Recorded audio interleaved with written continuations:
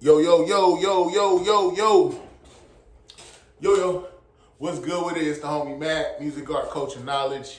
Each one teach one, peace and love. Reporting live from the Dogon. Thumbs up, give me the likes. Thumbs up, give me the likes. This is, I'm going to get straight to it. I've been musing over this black and brown relations. And by brown, Mexican, black people. There's been a lot of, how do I say it? There's been a lot of friction, to put it mildly. I'm in alignment with what Brother Malcolm X said. I'm for brotherhood. I'm for brotherhood across all races. I want to get along with everybody, but when you show me, I'm not quoting Malcolm verbatim. Matter of fact, no. Let me quote Malcolm. Give me 1 second. I hope everyone is having a good day. Let's see. Okay, here's a quote. I believe in the brotherhood of man, all men, but I don't believe in brotherhood with anybody who doesn't want brotherhood with me. I believe in treating people right, but I'm not going to waste my time trying to treat somebody right who doesn't know how to return the treatment. Malcolm X. That's ultimately where I stand when it comes to black and brown relations. I have a friend I have a couple friends that are Mexican. And we have honest conversations about white supremacy and how it has even brought conflict between black and brown. And essentially, I have been told by Mexicans, look, white supremacy has affected us in the sense of, some of us don't even want to claim to be Mexican. We want to claim to be Spanish, like Spanish as in Spain, Spaniard, and due as a consequence of white supremacy, you have some Mexicans who want to cling to whiteness, and the modus operandi, the go-to for white supremacy is anti-black, so a lot of Mexicans are getting in alignment with white supremacy.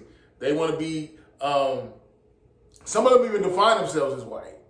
First of all, some of them will classify themselves as white on job applications, different things like that.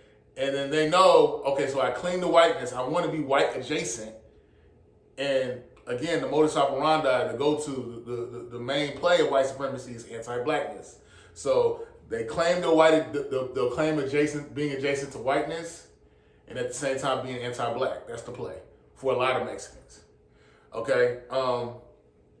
Like I said, I'm for brotherhood, but don't be anti-black. And then when you feel like white people don't want to claim you, or white people don't have anything to do with you, then tell me that we're brothers and we need to stand together. That's not right. That's not right. I will say this, and this may sound typical, but Mexican men have been some of the hardest working people I have ever encountered.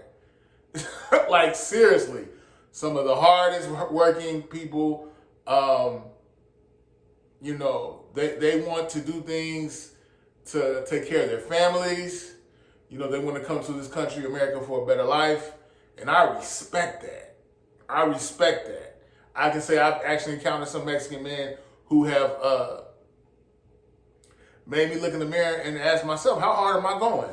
I need to go harder as far as like job skills, working, different things of that nature. So I know when it comes to race, things can get sticky. And I don't want anyone to walk away with this saying, oh, Mac hates Mexicans. Mac is anti-Mexicans. He's anti-Latino. I'm not xenophobic.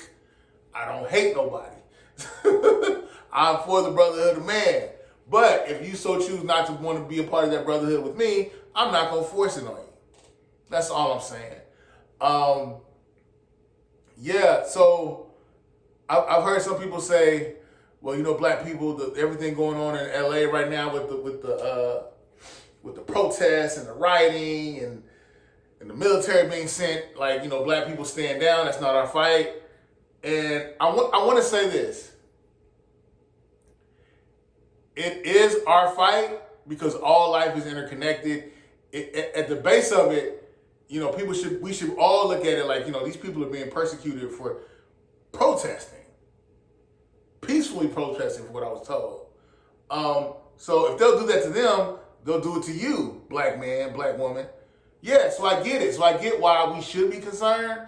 But at the same time, when you're showing me that you're anti-black, as a Mexican or a Latino, that you're showing me that you're anti-black, I can't stand in solidarity with you. Because all you're going to do is flip on me. It's unfortunate. But yeah, that's how a lot of black people feel, and I don't blame them. I've always said that, I have this theory, the Agent Smith white supremacy theory. Agent Smith being from the film The Matrix. I use him as a metaphor for white supremacy in the sense that whenever Agent Smith would touch someone, or he would shapeshift, but he would shapeshift when he would touch someone, they would become him and they would do his bidding. And then when they were done, when he was done with them, when he would separate from them, they were destroyed in some way. And that's how I see white supremacy. I feel like, you have a lot of Latinos specifically that have become used as a buffer to black people. You have a lot of Latinos who have sided with white supremacy. And in the process, they've hurt themselves. I've seen a lot of Latinos become whitewashed. So that's the metaphor there. But yeah, I just think a lot of work needs to be done. There needs to be a lot of healing.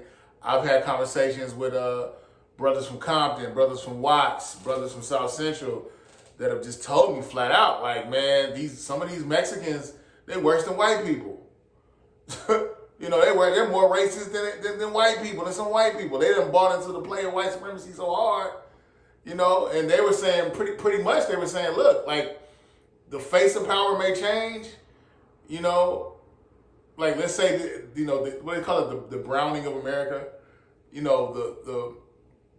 the face of white supremacy may change, but the end game will still be the same. There will always be a group of people who will be considered the downtrodden, the undesirables. There'll always be someone who will be treated as such. Consistently, it has been black people. And I hope that makes sense. Leave a comment in the description box if you want me to break that down further.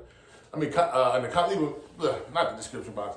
Leave a comment in the comment section. I'll go further into that, what I mean by that. But no, just basically, I feel like a lot of times people overcome oppression and then they become worse than their oppressors. Another thing that comes to mind is just seeing how, when I talk about Latinos and white supremacy, I remember meeting a man from Argentina. He was actually born in, where was he from? He lived in LA. He moved to Atlanta, and he grew up in Argentina. He was born in Argentina, but he had told me that he actually was, his parents were from Europe. I can't remember where in Europe, but he was telling me, yeah, they wanted my family, there were Argentinians, the Argentinian government, Argentinian government was actually recruiting white people to move into Argentina so they could lighten up the populace, skin tone wise, mix with the white people. And I'm just sitting here thinking, like, damn, that really happened? So that just shows you, a lot of people want to be white adjacent, not just Latinos. There are other immigrants, minorities that want to be white adjacent. And until we embrace our culture, embrace ourselves, and stop worshiping whiteness across the board, that goes for blacks and Latinos, we're constantly going to be in conflict. It is what it is. It's the homie Mac. Each one teach one piece of love. Signing out from the Dogon. Thumbs up, give me the likes. Thumbs up, give me the likes. Peace and brotherhood and love. That's what I'm on. If you on that, we on the same team. I'm out.